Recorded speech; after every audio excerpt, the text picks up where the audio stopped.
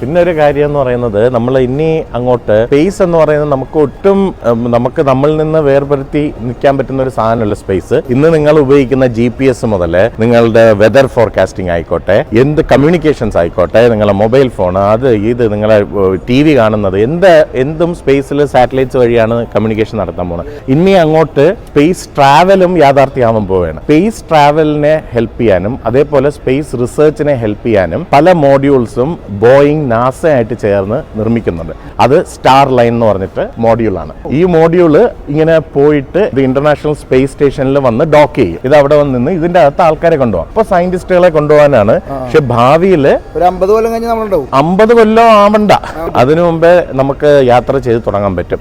അതിനുവേണ്ടി blue origin നമ്മൾ ആമസോണിന്റെ മുതലാളി തുടങ്ങിയിട്ടുണ്ട്, എലോൺ മസ്ക് തുടങ്ങിയിട്ടുണ്ട്. അതിന്റെ പരിപാടി നാസയാണ് അത് തുടങ്ങിയെങ്കിലും ബോയിങ് ആണ് അതിന്റെ ഈ സ്റ്റാർ ലൈനിന്റെ സെറ്റ് ചെയ്യുന്നത്.